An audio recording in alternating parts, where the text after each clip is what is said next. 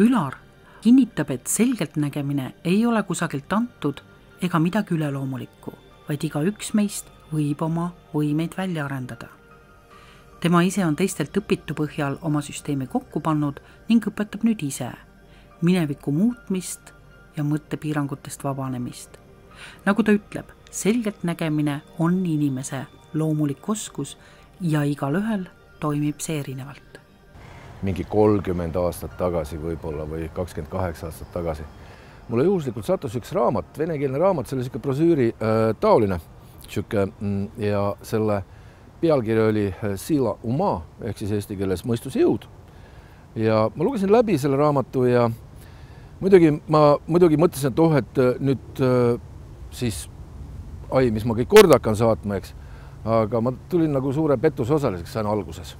Sellepärast, et seal õpetati süvalõdvestamist.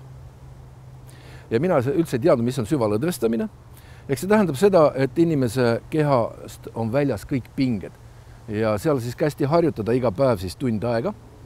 Ehk minul võttis aega algul 40 minutit saada oma keha täiesti lõdvaks. Ja seal ka räägiti siis ankurdamisest, ehk kui sa nüüd saavutad selle seisundi, keha seisundi, siis ankurdad ära, ehk kas siis annad mingi ankruks mingi sõna või mingi näpunips või paned sõrmed niimoodi või sakutad kõrva, ehk siis mingi ankur. Ja läks 2 nädalat mööda, mul võttis 20 minutit aega süvalõdvestada ja siis 6 aega läks siis tervenisti mööda ja ma sain siis selle ankuriga niimoodi, et ma läksin voodisse pikali ja ma käivitasin ankru ja mu keha võttis hetkes selle seisundi. Ehk muidugi soovitati iga päev kogu aeg harjutada seda. Niimoodi ma tegin. Ja siis selle järgi oli juhendid, kuidas minna vaadata oma tulevikku.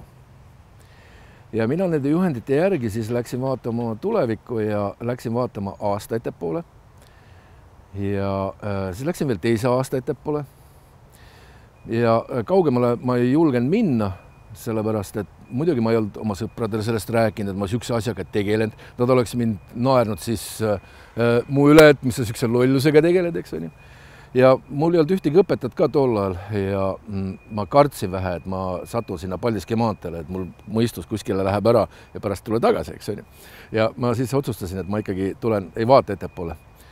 Ja sellega siis lugu selleks hetkeks lõppes, ehk siis ma töötasin siis tistlerina ehk puusepana, tegin oma tööd edasi, jooksin raha järgi, dollarimärgid silmades ja nii edasi sai tehtud 25 tundi ööpäevas tööd. Aga läks 5 aastat mööda ja ma oma siis, nagu öeldakse, 25 tunnise tööpäevaga siis põlesin lõppu ära. Ja kes ei põleks, eks on ju. Ja siis mul tuli meelde, et ma käisin vaatamas oma tulevikku. Ja siis ma kerisingi tagasi seda, mis oli tegelikult juhtunud, mis tegelikult oli see, mis ma tol ajal nägin. Ja need ühtisid täpselt. Ehk see minu elutee oligi täpselt see, ehk ma nägin seda ette. Siis ma sain aru, et nii lühikese ajaga võib õppida seda, ehk tavaline puusepp õpib lihtsalt selgeks. Kes ei tea asjast midagi, 6 ajaga. Ja siis ma hakkasingi nagu edasi otsima neid asju ja see oli nagu siuke suur algus siis.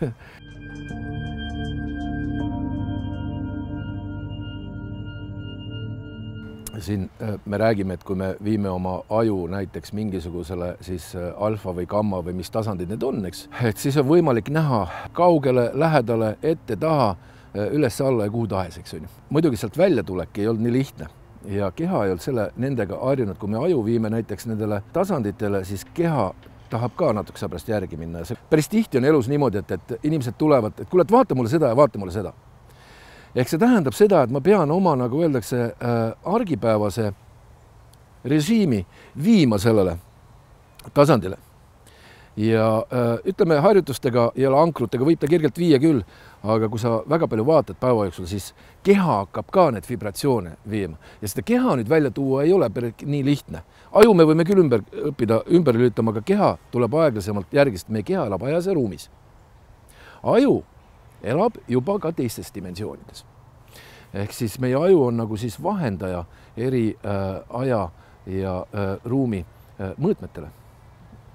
Et Need on sellised huvitavad kogemused, et kogemusi on paljud, ma võin teile pikalt rääkida, mitu päeva seda.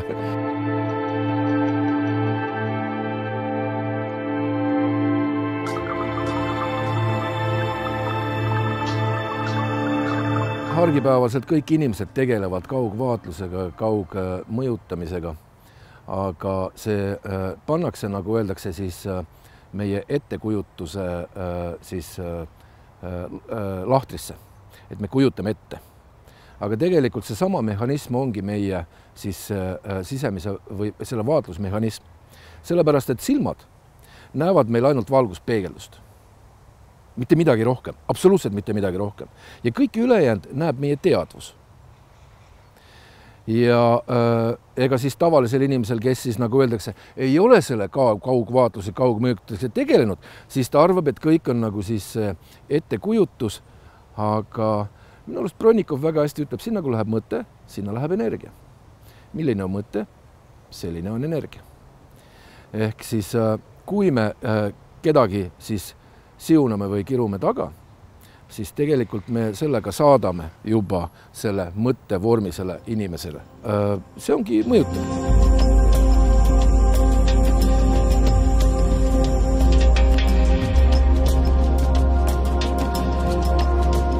Me oleme kõik kanaldajad, ka täpselt samamoodi.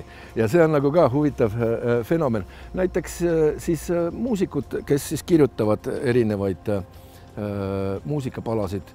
Ma ei ole Eestis, aga ma vähe jälgisin seda laste ja noorte laulupidu. Jaan Täteve kirjutas siis ühe laulu, mida väga palju lauldi ja mida siis inimesed väga palju laulavad ja inimestele see laul meeldib. Ja kui siis selle laulu tegemisest intervjueeriti Jaan Tätet, siis ta ütles, et tema ei oska nii ilusad laule kirjutada, et see tuli kuskilt. Ja tegelikult tuleb kõik kuskilt. Ma olen ka oma koolitustel rääkinud, 80% meie mõtetest tegelikult ei ole meie mõtted. Kui keegi tahab sellele vastu võelda, siis see on tema õigus ja ma ei tahagi kellegi vaidlema hakata, aga see on minu kogemus ja see räägib ka sellest kanaldamisest. Ehk tegelikult see on kõigil olemas. Näiteks kirjanikud, kus nad võtavad selle. See 20% ongi meie iseenesest tarkus. 80% on siis liiklus. Ma nimetan kõiksuse vahel. Ehk siis peentasandid, füüsiline tasand, sugulased, lähedased, ehk kui keegi mõtleb, siis näiteks keegi helistab ja ma just mõtlesin sinu peale. Aga see on ka kanaldamine, eks see tuli kuskilt, eks on ju. Ehk mis asi on üldse kanal? Ehk miks on sõna kanaldamine? Ehk igal ühel võib oma arusaam sellest olla. Aga ehk see on, nagu öeldakse, ühendus mingisuguse informatsioonini, sellepärast, et vaadake, kui me räägime kaugvaatlusest, tegelikult ei ole vaja kuskile kaugele vaja minnagi, sest et infoväljas on kõik praegu ja nüüd kõik siin olemas, kogu info. Ehk mul on soome keeles ütlemine, et kumpa ymmärtäsime, et kogu maailma loju meidän jalgoimme edessä. Ehk siis, et me saaksime aru, et kõik kogu maailm vedeleb tegelikult meie jalgades. Aga me ei märka seda. Vot see ongi see meie isenese tarkus, see 20%. Ülejäänud inspiratsioon tuleb siis inspiratsioon. Ehk see on üks kanaldamise üks osa. Ehk kui inimene räägib, et oi, mul tuli inspiratsioon peale. Aga siis oligi mingisugune info, siis ühendus mingisuguse infosse aktiveerus sellest infoväljast. Ja sealt hakkab siis tulema siis vastavalt informatsiooni. Ehk kanaldamine või see lisasõna inspiratsioon, ta ei hakka lihtsalt, ei käivitu. Ehk kui ma mõtlen mingisuguseid mõtteid näiteks, et huvitav, et kuidas ma esitan näiteks omaette sisemiselt küsimusi. Ehk tegelikult me ei esita iseendale küsimusi, vaid see küsimus läheb resoneerima kõiksusesse. Ja ta leiab infoväljast selle koha, kus on need vastused. Ja sealt hakkab siis liikuma info, siis meie teadvusse. Ehk see ongi kanaldamine.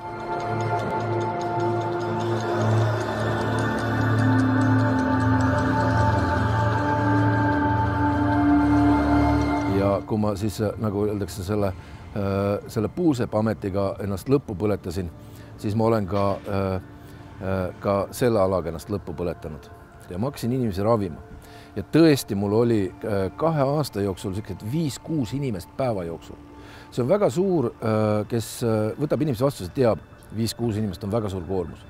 kui me räägime haiguste, siis haigus taga ei ole mitte midagi muud kui meie emotsioonid. Need ongi need mitte armastuse emotsioonid, vaid viha emotsioonid. Ehk siis need on meil siis lapsest saati tekkinud sinna, nad meie alateadvusse ladestuvad, aga et neid üles leida, ehk siis läbi selgelt nägemise, nagu öeldakse, siis üles leida, nagu ma rääkisin, et me näeme ainult valguspeegeldust, ülejäänud on kõik teadvuse, siis vaatamine ehk jutumärkides vaatamine, sinna vaatamise juurde ka siis ehk emotsioone ei ole võimalik vaadata, neid saad ainult tunnetada, neid saad läbi kogeda ainult, eks on ju. Ja ma pidin nende inimeste nendesse emotsioonidega samastuma, et aru saada, mis seal taga on. Ja siis ka inspireerima neid inimesi, kuidas mina sellest välja tuleks, ehk kuidas ma vahetaks selle vihapositsiooni näiteks armastuse positsiooni vastu, eks on ju. Töö oli tegelikult väga koormav ja kui sa nägid neid haigeid inimesi ja sa elasid nende elu läbi ja et kuidas sina sealt välja tuleks, siis pärast ma rääkisin, kuidas mina sealt välja tuleks. Ma käisin õhtuti seda ahastust järveääres välja nutmas. Mul oli üle tee suur järv, Soome on 1000 järve maa, seal need järvusid jätkub, eks on ju. Ja teate, kui õhtul see järve peal teate, kus kajab, eks on ju, ma siis veel hoidsin kätt suues, et see nutt, eks on ju, see ahastus ei kajaks seal niimoodi. Ja 2 aastat siis ma põlesin lõppora jälle uuesti. Ehk see piir on niivõrd nähtamatu, et mõtlesin, et ainult tisseritööga võib lõppu põleda, aga näe, võib sellega ka. Ehk see oli mul jaoks jällegi uus etapp elus. Ehk ma jällegi ei läinud selle kohvripositsiooni, vaid korraldasin oma elu ümber ja lõpetasin siis inimeste ravimise ja hakkasin koolitama. Hakkasin rääkima siis nendest, mis on ohvripositsioon ehk see vihapositsioon, mis on see võitjapositsioon ehk siis armastuse positsioon. Ja et kuidas iseenesega tööd teha, et inimesed saaksid ise teha. Ja ka andsin neile siis koolitustel harjutusi ja meditatsioone, kus endas leida, kuidas minna oma alateadvusse ja kuidas endas leida neid positsioone üles ja kus nad tekkinud ja need ära muuta lihtsalt. Eks.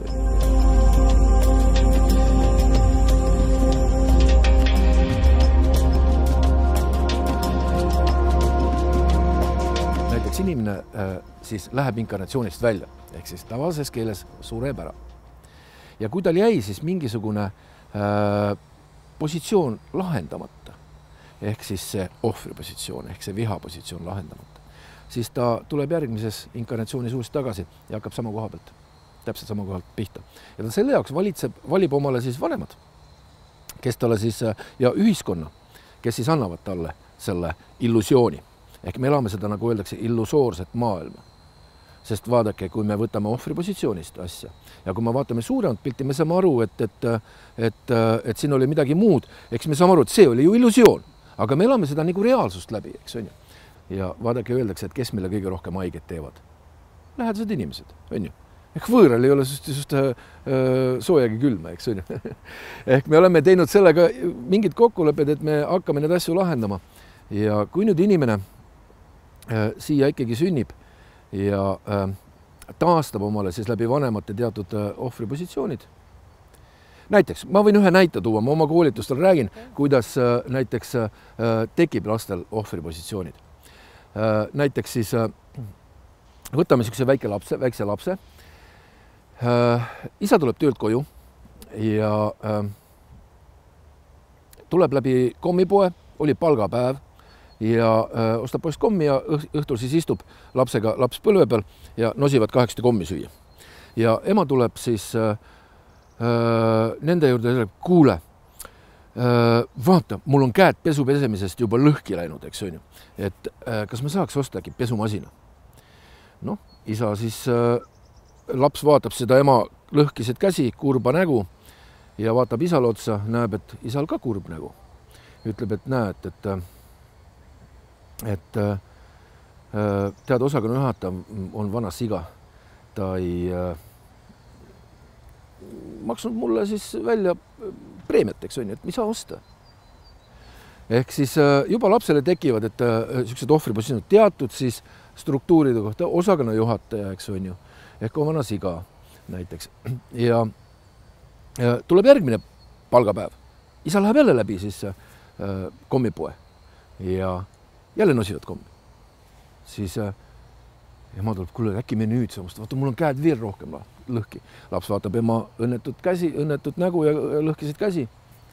vaatab isale otsa, isal jälle õnnetu nägu peas, eks on ju. Et vaata, osakonna juhataja vana siga ei maksnud mulle puhkuse või neid mitte puhkuserahasid, haigusrahasid välja, eks on. Ehk isa oli 2 nädalat haige, eks on. Et me ei saa jälle osta. Aga kui nüüd, kui see laps kasvab suureks ja siis tuleb sellest ikka tahaks osakonna juhatajaks hakata, aga tema seda enam ei mäleta. Aga ehk võtab omale eesmärgi, et hakkaks osakonna juhatajaks, eks on ju. Kaua ma niisama lasen ennast kamandada, nüüd kamandaks teisi, eks on ju. Ja aga teate süüke termin nagu ettekäänded. Ehk ta ütleb, et kuule, ma teeks ennem selle ära, siis ma hakkan osakonna juhatajaks. Noh, teeb selle ära. Siis mõtleb, kui ma teen selle ka ennem ära. Ja teeb selle valmis, siis kuule, ma teen ka selle ka ära. See tähendab seda, et tal on seal lapsepõlves, ta osakonna juhataja küll tahab olla, aga seda ta ei mäleta, et ta siga oli, eks on ju. Ehk seal on see plokk, alateadus on ees, osakonna juhataja pole, aga siga ei taha olla. Aga seda ta ei mäleta, see on kuskil alateaduses oppides.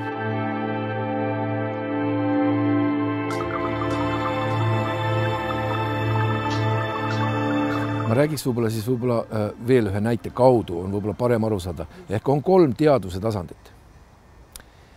Esimene tasand, mida mina nimetan näitleja tasandiks. Ehk siis sellest kontekstist, et Shakespeare ütles, et kogu maailm on teater ja me oleme siin kõik näitlejad. Ma olen temaga täiesti ühel nõul. Ja esimene teaduse tasand ongi näitleja tasand. Ehk näitlejale antakse kätte stsenaarium, antakse roll ja mängi. Ehk tema jaoks on see saatus. Ja need ongi siis, ta ei saa mitte midagi teha, sest režissöör ei lase tal muuta seda siis stsenaariumit, eks ju. Ehk ta siis tunneb olevat ohvri positsioonis, ehk ta ei saa ennast väljendada, vaid elab mingisugust rolli. Ehk see on siis selline tasand. Teine tasand on, mina nimetan teda režissööri tasandiks. Ehk siis inimene, kes elab oma teadliku elu. Ehk kes läheb teadliku elu tasandile, see on juba selline, kes siis hakkab ise neid stsenaariumeid muutma. Ehk kui tal tuleb mingisugune konflikt kellegiga, kui tal tuleb mingisugune sisemine, kui me räägime vaata sisemisest võitlusest, sisemisest konfliktist ja ma olen ka rääkinud, et tegelikult sõdasid ei oleks, kui meil ei oleks sisemise konflikte globaalsel tasandil. Ehk see on kõik sisemine konflikt globaalsel tasandil, sõda. Inimesed võtavad lihtsalt õiguse kätte ja kätte relva võtta kedagi minna tapma, eks on ju. Aga kust nad selle õiguse võtavad? Ehk see konflikt on nendel sees. Aga kui inimene elab teadliku elu, siis ta mitte ei lähe seda inimest tapma. Ta ei võta relva kätte. Ta ei lähe temaga võitlusesse, vaid lahendab selle konflikti iseendas ära. Ja tema jaoks avaneb maailm uues valguses, uues perspektiivis. Uuel tasandil täiesti. Ja 3. tasand, ma nimetan teda võluri tasandiks. Milleks võluri tasandiks, seepärast parem ma nimetaks seda looja tasandiks. Ehk see on tasand juba, kes siis loob väärtusi meile inimeste jaoks. Eelkõige endale väärtusi ja ka siis ühiskonna jaoks loob väärtusi. Ehk see on siis need 3 erinevat tasandit ja siis me omas koolis ikkagi läbi nende meetodite me läheme ühelt tasandilt samm-sammult teistele tasanditele ja need, kes on koolitusele läbi käinud, nende elu on täiesti totaalselt muutunud.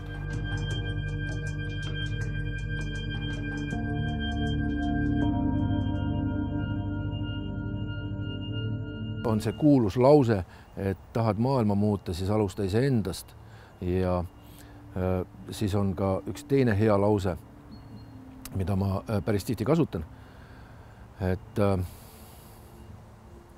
kui me elame juba teadliku elu, siis kõik hakkab iseenesest muutuma ja meil on lihtsalt vaja astuda sellele teele. Meil ei ole mõtet kedagi süüdistada. Ehk meil ei ole kedagi või mõtet süüdistada, et see inimene on süüdi, et minul niimoodi läks. Kõik hakkab siit oma mõttes, sinna kui läheb mõte, sinna läheb energia. Milline on see mõte, selline on energia.